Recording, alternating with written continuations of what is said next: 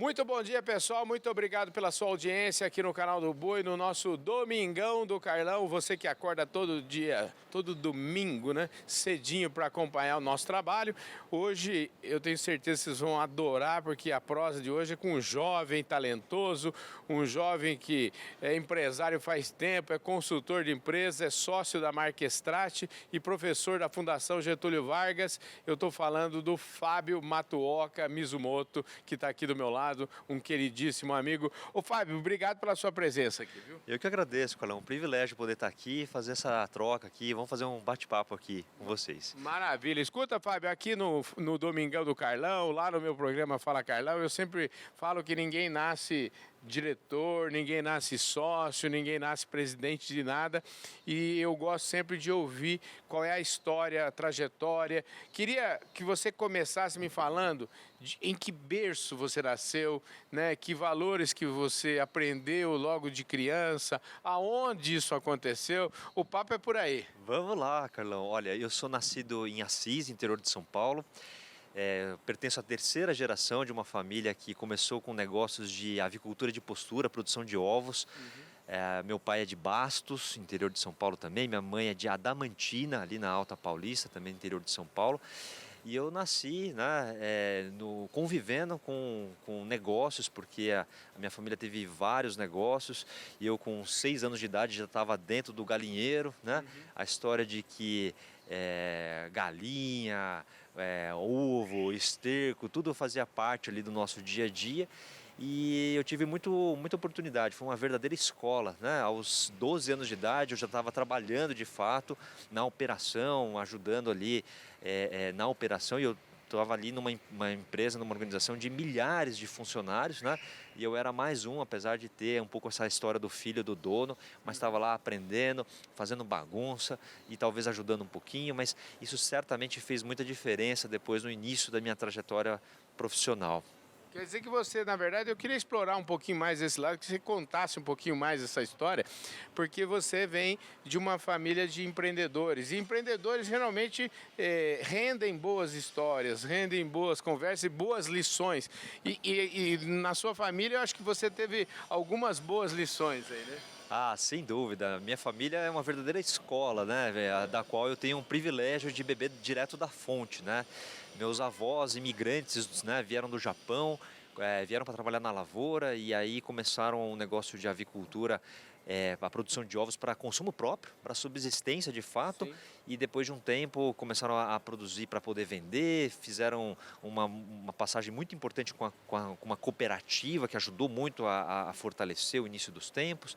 E aí na geração do meu pai e dos meus tios, eles tinham um sonho de fazer o negócio crescer e se tornar a maior granja de produção de ovos. E conseguiram fazer essa façanha com muito esforço, com muito trabalho, com muita dedicação, e também tiveram todos os problemas, né, de mercado que mudou, de decisões que não foram tão boas, tiveram também dificuldades para rodar decisões em família e tudo mais, e eu lá desde pequenininho, né, estava convivendo com esse cenário todo. Então eu tenho uma escola muito bacana dentro de casa, de ter tido a oportunidade de vivenciar, e ainda que observando, não como protagonista, longe disso, eu era pequeno, né, era moleque, mas de vivenciar, né, as boas decisões, um crescimento, depois as dificuldades do negócio.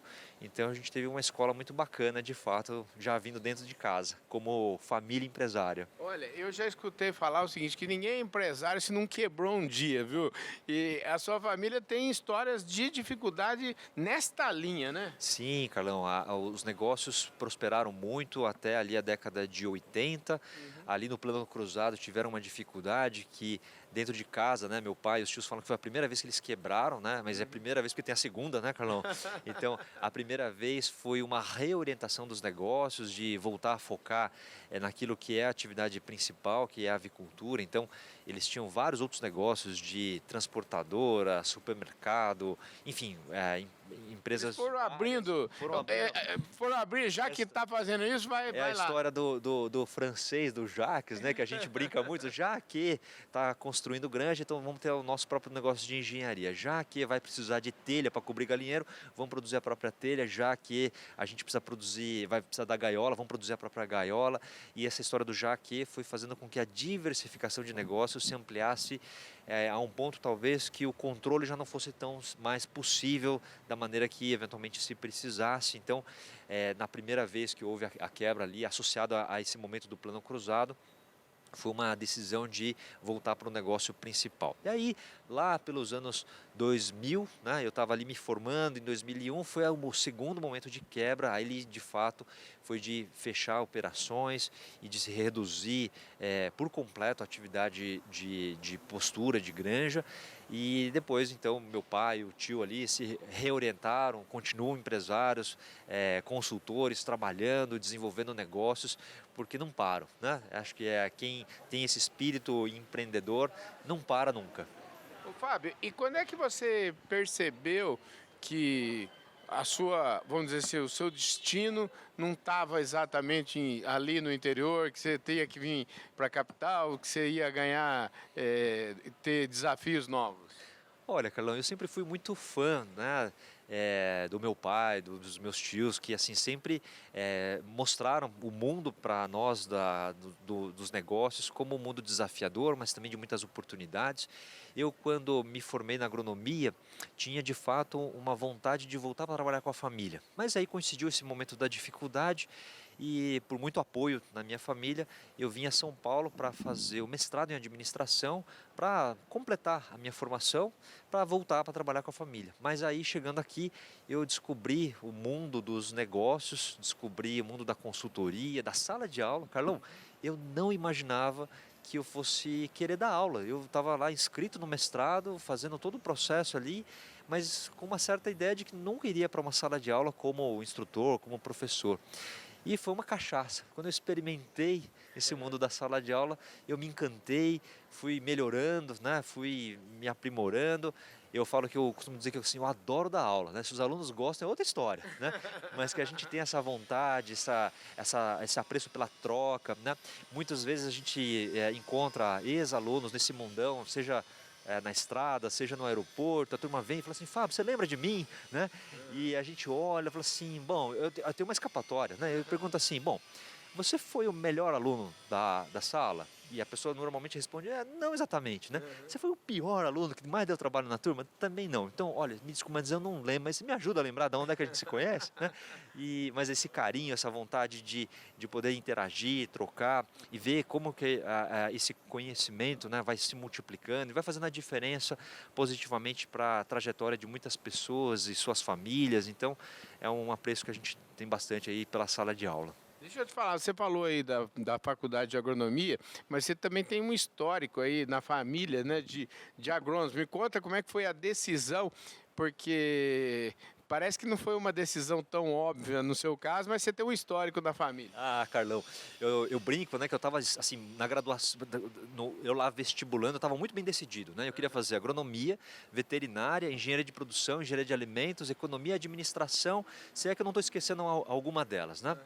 E aí, um belo dia, eu chego para o meu pai e falo assim, pai, eu acho que eu não posso mais ficar em Assis, eu quero fazer o terceirão fora, eu posso ir para São Paulo, posso ir para qualquer lugar, né? E aí, quando eu me vi, eu estava lá em Piracicaba fazendo o terceirão e encontrei o que eu procurava, que eu queria desafio, eu queria me desafiar. E aí, naturalmente, eu fui fazer lá o vestibular e passei. Eu tive que, de fato, escolher entre fazer qual curso fazer, porque eu tinha ali 3 opções na minha frente. E aí eu olhei para dentro de casa, meu pai, agrônomo, formado na Exalc em 72, completando esse ano 50 anos de formado. O tio mais velho formado em 69, um outro tio que eu não tive a oportunidade de conhecer, porque faleceu cedo de acidente, se eu não me engano formado em 70, um outro tio que é muito próximo da gente, meu padrinho de casamento formado lá em 74, um outro tio formado em 75, né? A gente costuma dizer que são 2 conclusões, viu, Carlão? O Fábio tem tio pra caramba e todos agrônomos. E todos na Exalc? Todos na Exalc. Então, se eu não perder as contas aqui, são 5, com você 6, é isso? E eu tenho minha prima também, da minha geração, também formada lá na Exalc. Maravilha, parabéns, viu? Então, e aí você entra na Exalc, que ano foi? Eu entrei em 97, fiquei até 2001, fiz os 5 anos de Exalc. Nesse intervalo eu tive muita oportunidade, eu trabalhei na empresa Júnior, fiz estágio com o Vavá, fui aluno do professor Cacheta, do Pedro Marques, trabalhei muito de perto com o departamento de economia, trabalhei no CPEA como estagiário também. Tive oportunidade porque meus pais me deram, né, esse privilégio de, no terceiro ano da graduação, ir para fora, né? Hoje em dia é mais comum, né, pessoal? Mas naquela época não era tão fácil, mas tive a oportunidade de estar lá na Universidade do Kentucky e também na Universidade da Califórnia por uma semana, 10 dias, ainda como aluno de graduação, mas já bebendo de outras fontes e buscando conhecer. Sempre fui muito curioso, viu, Carlão? Sempre fui muito de ir atrás, de procurar, de investigar, de sempre querer conhecer coisas novas e diferentes. Olha só, gente, que maravilha. Bom, você viu que nós estamos conversando aqui já faz uns 10 minutos, nós nem saímos da faculdade ainda, viu? Queria saber agora, é uma pergunta que eu sempre faço, é o seguinte, como é que foi o dia seguinte, né? Porque faculdade é uma época maravilhosa, né? São 4 ou 5 anos, dependendo do curso, maravilhosos, mas de repente tem um dia que isso acaba e você se transforma num ex-estudante, de um estudante, muitas vezes num desempregado. E eu queria saber como é que foi o seu dia. Você já estava tudo armado para você voltar para cá? Você já tinha decidido que não ia ser bem assim? Como é que foi? Carlão, acho que mais do que decisão, acho que as coisas foram acontecendo, né? Eu estava lá trabalhando com a minha família no último semestre da faculdade, eu já tinha cumprido os créditos, então eu estava fazendo estágio, trabalhando diretamente ali com a estrutura ali do meu pai, do meu tio. A gente tinha um plano, e essa eu não te contei, viu, Carlão? Vai agora direto aqui, viu? A gente tinha um plano de produzir, e quem estava muito à frente disso era eu, né? A gente queria produzir crocodilo, né? Porque a gente tinha as galinhas de descarte que não tinham preço, né? E muitas vezes era um problema, tinha uma questão de regulatória também que a gente precisava atender e estava trabalhando para isso, mas a gente queria alternativas, né? E uma das alternativas era processar aquilo tudo para ser ração, para produzir couro, né? O mercado do crocodilo é um mercado fascinante. Eu estou falando de comecinho dos anos 2000, então não tinha WhatsApp, eu mandava fax, né, para a África para conhecer das genéticas. A gente foi atrás de fato buscar autorização de IBAMA e tudo mais. E esse era um caminho, o outro caminho era eu vir para São Paulo fazer o mestrado, o outro caminho era voltar para trabalhar ali dentro dos negócios da família existentes. E aí quando eu me vi, eu já estava em São Paulo fazendo o curso, tentando conciliar com as atividades da família, fazendo muita reunião de final de semana, à noite, e, como se diz, né, Carlão, nas horas vagas, né? Então, nos feriados, a gente estava lá sempre trabalhando com a família, mas acabou que eu, aos 24, 25 anos, já estava sócio da consultoria, junto com alguns professores, outros colegas do mestrado, do doutorado, e naturalmente eu fui derivando cada vez mais tempo para as atividades de consultoria. Vieram os convites para eu me vincular às instituições de ensino. Eu tive ali durante 10 anos como professor no INSPER, né, na graduação, na educação executiva, e também tenho a minha vinculação com a Fundação Getúlio Vargas aí desde 2009. Olha só, gente, ó, é uma vida, hein? Como é que você trabalhou 10 anos no INSPER como professor e como é que foi essa mudança para a Fundação Getúlio Vargas? Olha, eu fiquei como talvez um dos poucos professores, Carlão, convivendo, né? Eu estava tanto ali no INSPER quanto na FGV, talvez me dedicando muito aos temas que a gente ama de paixão, né? A gente ama família empresária e como que a família pode superar os seus desafios de sucessão, de estabelecer boas regras do jogo, uma boa governança, e o tema do agronegócio, né? Então, no INSPER, a gente teve muita oportunidade de dialogar com alunos internacionais. As nossas disciplinas, tanto a de agronegócios quanto a de empresas familiares, elas eram ministradas completamente em inglês, materiais em inglês, porque 1/3 dos nossos alunos vinham de fora, né? E na Fundação Getúlio Vargas, a gente tinha a oportunidade de conversar com muitas das famílias que de fato estavam ali com seus filhos, netos, bisnetos, na sala de aula, fazendo a graduação, e que muitos, portanto, aportavam as histórias de família, né? De falar assim, poxa, Fábio, isso que a gente está vendo aqui do tema do agronegócio, ou o tema da sucessão, a gente já tem a nossa vivência lá de casa também, né? Então, sempre essa troca bastante rica e muito motivadora, né? Essa história do empresariado de família, né, ou das empresas de dono, como querem alguns, quando é que você tem uma história, quer dizer, você nasceu numa empresa de dono, você nasceu numa família. Quando é que você percebeu que isso daria pano para manga e que isso precisaria ser melhor estudado? Porque quando é que você falou, opa, pera um pouquinho, acho que eu não sei desse assunto, preciso aprender melhor esse assunto. Carlão, eu estava lá trabalhando como consultor, atendendo os nossos clientes, e eu já estava com uma equipe ali de 20 e tantas pessoas, e muitas vezes o cliente nos demandava, falava assim, Fábio, olha, eu quero aqui melhorar meu plano estratégico, eu quero melhorar o uso de recursos, mas eu queria que você viesse aqui fazer o trabalho, né? Por mais que a gente tivesse especialistas naquela competência ou naquela área, e aí os clientes vieram falando assim, poxa, Fábio, mas você tem uma maneira de não só olhar para o negócio, mas também para a família, você consegue entender bem o contexto da decisão, por que você não investe nisso, né? E eu comecei então, naquele momento, Carlão, o fato de eu vir de uma família empresária, aquilo não me credenciava, eu não achava que fosse aportar, a não ser a minha própria história até então, né? Então foi nesse momento lá, em 2006, que eu comecei o meu doutorado, dediquei 5 anos de pesquisa estudando famílias empresárias, e tive muita oportunidade de conhecer, trabalhar com professores e pesquisadores do mundo todo. A gente, só de congressos internacionais, foram 7 anos tendo a oportunidade de ir à Europa, Estados Unidos, Canadá, conhecendo diferentes metodologias e pesquisa, porque eu queria me preparar para ficar, de fato, numa condição de poder apoiar, né? Sabendo e, acima de tudo, respeitando cada uma das famílias dos nossos clientes, porque são verdadeiras escolas, Carlão. A gente entra numa família, a gente entra sempre aberto e para poder aprender. A gente sempre aprende nessa troca, a gente aporta aquilo que é a nossa experiência, a nossa metodologia, aquilo que os outros cases já nos permitiram aprender, aquilo que a academia já investigou, e a gente constrói junto com as famílias que são os nossos clientes as soluções, né? Para que elas possam parar de pé.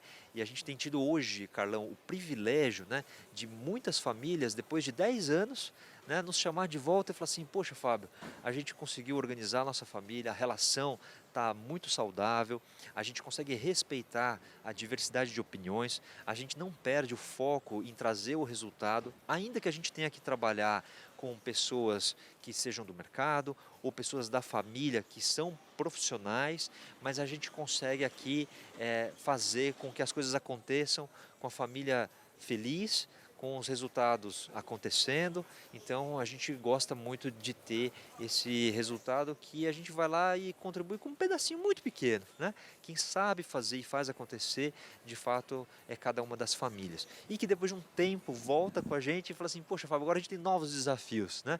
E está sendo muito bacana. No momento que a gente está conversando agora, a gente está com 2 famílias que tivemos aí atendimentos há mais de 10 anos atrás, e aí a gente está voltando para reuniões e, poxa, eu estou reencontrando uma pessoa que eu conheci menina, né, com 7, 8 anos de idade. Veja que a gente coloca as crianças para participar das reuniões de família, algumas delas, e agora ela está lá com 18, 19 anos, começando a faculdade e tem memórias daquilo que a gente pôde fazer há mais de 10 anos atrás. Então, isso é realmente muita satisfação, né? Muitas das famílias que indicam os nossos trabalhos, né? Falam assim, poxa, vai lá, conhece o trabalho do Fábio, conhece o trabalho da Marquestrat, e assim a gente consegue criar caminhos juntos.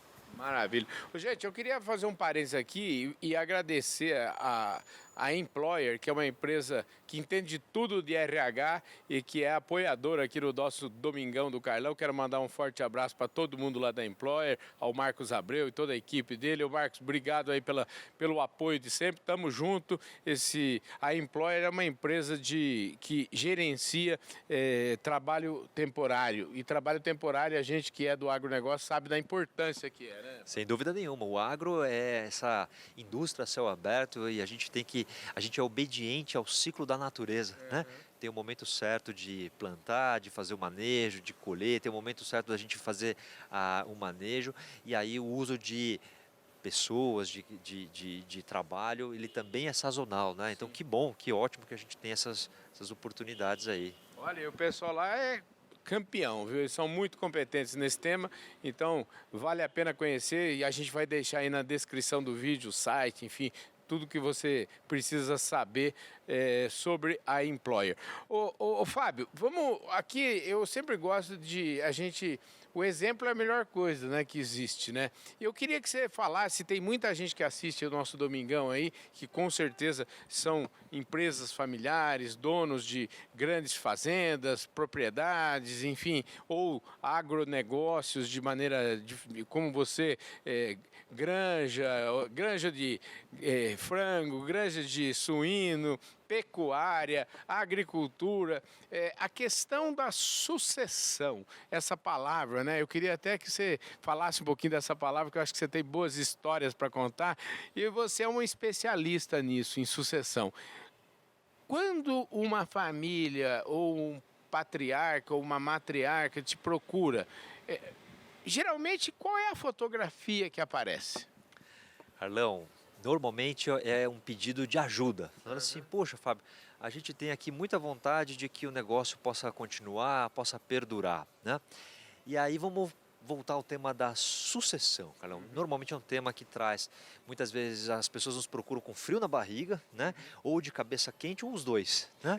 E aí eu lembro muito da maneira com a qual o Dr. Roberto Rodrigues, meu chefe na GV, eu tive o privilégio de tê-lo abrindo algumas das minhas palestras e certa vez o Dr. Roberto vira para o público e fala assim, pessoal, vocês sabem o que é sucessão? Sucessão é um grande sucesso. Ótimo, Roberto. E é excelente, espetacular, né? Como sempre. E um grande sucesso só é alcançado por aquele empreendedor, aquela empreendedora que conseguiu fazer acontecer um negócio, que conseguiu fazer acontecer o seu próprio sonho e mais do que isso, agora consegue ver aquele sonho sendo continuado pela mão de outras pessoas que ele teve a oportunidade de orientar, que ele teve a oportunidade de instruir, né? Então, esse é um verdadeiro sucesso, é um grande sucesso que só aquele empreendedor, aquela empreendedora vai ser capaz de alcançar. Bom, muitas das famílias, Carlão, nos procuram querendo e almejando esse grande sucesso. Poxa, como é que eu preparo a sucessão? Sendo que eu tenho aqui, eu tenho uma relação familiar saudável entre pais e filhos, há um relacionamento bom, mas a gente talvez não saiba ainda como fazer, né? Existem outras famílias que nos procuram porque, poxa, a gente tem um bom resultado, está tudo acontecendo bem, só que, poxa, a gente sente que não há abertura, né? O dono ou a dona não quer saber desse tema, né? Então a gente começa explicando as diferentes maneiras de colocar a regra do jogo, que é a tal da governança, né? A gente tem a governança que a gente fala que é a do monarca. É o rei ou a rainha, em que a regra do jogo é muito clara, Carlão. Manda quem pode, obedece quem tem juízo, né? Muitas das famílias, principalmente quando tem o fundador, a fundadora da empresa, elas têm essa governança. É o dono que está à frente, que manda quem pode, obedece quem tem juízo e é assim, né? Tem algo de errado em fazer dessa forma? Não, não tem problema nenhum, enquanto o dono, a dona estiver à frente dos negócios e fazendo acontecer. Quando a gente vai preparar a nova geração, Carlão, aí existe uma decisão a ser tomada. Será que eu quero que os meus filhos, as minhas filhas, sejam preparadas de que maneira? Eles e elas também serão monarcas? Porque, pensando no agro, a gente vê muito processo em que uma família não preparou e a nova geração assume querendo fazer exatamente como o pai e a mãe fazia. E um monarca, ele não compartilha informação, ele decide tudo sozinho, ele não presta contas. E aí, quando chega na nova geração, isso também vai acontecer. Por consequência, eles vão se separar. Aquela única matrícula vai se separar em 2, 3, 4, porque cada um vai querer um pedaço de chão para chamar de seu e para dar ordem e fazer a coisa acontecer como monarca. Tem aquelas famílias que olham para essa foto e falam assim, Fábio, eu não quero que isso aconteça, eu tenho que mudar, eu tenho que fazer alguma coisa. E a gente fala assim, então a gente vai migrar de uma monarquia para uma república, no sentido de a gente estabelecer uma sociedade empresarial. Então, eu que sou dono, agora vou criar uma nova maneira de tomar decisões que os meus filhos vão seguir. Sócio, quem tem sócio tem patrão. Portanto, se eu tenho patrão, eu tenho que prestar contas, eu tenho que compartilhar informação, eu tenho que tomar decisão conjunta, porque afinal de contas, a decisão que um tomar vai impactar o patrimônio e os negócios de todos. Então, é uma outra maneira, é uma outra governança. Se você me perguntar, Carlão, é fácil de fazer isso? Normalmente não, porque é uma certa mudança, passa por reconhecer que eu preciso, passa por reconhecer que vai valer a pena o esforço, mas a gente percebe que são essas famílias que normalmente têm a continuidade, que conseguem passar de uma geração para outra, mantendo um negócio íntegro, ganhando e mantendo escala de operação, porque escala muitas vezes é importante, né? Eu consigo fazer toda a administração com o mesmo maquinário, com a mesma equipe, eu não preciso ficar dividindo. Então, a gente tem aqui uma baita vantagem de fazer. Não é tão fácil nem tão simples, demanda trabalho, né? Mas assim como todas as frentes, né? Poxa, me dá trabalho plantar, me dá trabalho fazer criação, eu preciso também me dedicar, né, e fazer e cuidar daquilo que é tão importante, que é a família, que ela continue bem, que ela continue como uma família empresária. Às vezes eu fico imaginando, e aqui a gente já está seguindo para o nosso encerramento do programa aqui, que você também muitas vezes pode ser, vamos dizer assim, um portador de notícias não. Muitas vezes, talvez uma notícia que eu não quisesse ouvir, do tipo assim, não tem ninguém preparado na sua família para assumir. Como é que. Porque isso é uma realidade que eu imagino que não seja tão, vamos dizer, incomum. Sem dúvida, Carlão, a gente tem situações várias, né? Saias justas do tipo, olha, como é que a gente leva para a família a notícia de que não tem ninguém da nova geração interessado em dar continuidade? E talvez a gente vai ter que buscar caminhos, então, de trazer gente do mercado. Ou, eventualmente, tem gente interessada, mas não estão prontos ainda para assumir, né? Ou que, eventualmente, a gente tenha que endereçar temas que são mais sensíveis. Por exemplo, filhos fora do casamento, situações que a gente sabe que vão impactar a vida das famílias e que não adianta a gente jogar esse tipo de situação para debaixo do tapete, porque isso vai aparecer. Então, a gente costuma dizer que o conhecimento ele é libertador, ele encoraja as famílias a tomar providências, né, que são apropriadas e que vão fazer muito sentido para que as futuras gerações possam seguir adiante. Tem algo, Carlão, que é muito bacana, a gente aprendeu isso de uma empresa europeia, tá?